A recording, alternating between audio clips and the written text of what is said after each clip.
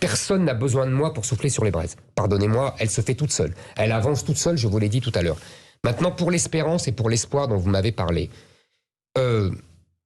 ça, vous avez repris la vision et les éléments de langage d'Emmanuel Macron. Moi, je vois autour de moi un énorme espoir, une immense espérance. Tous les gens qui viennent me voir me disent « sauvez-nous ». Vous savez, sauver la France pour qu'elle reste la France, ce n'est pas être dans la nostalgie, c'est au contraire d'être dans l'espoir.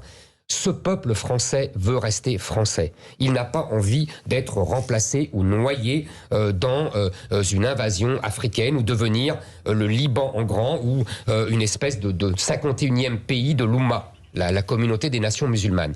C'est ça le plus grand espoir qu'on peut donner à ce peuple. Et vous en avez Emmanuel parlé Macron, hier. au contraire, lui donne le désespère, ce peuple. Parce qu'avec lui, on sait ce que le pays va devenir, c'est ce qui va continuer à devenir. C'est-à-dire que la France est en risque de devenir ce que vous décrivez. Le Liban en grand d'abord. En 2050, un pays musulman. Ah oui, absolument. Vous savez, c'est la loi de la démographie.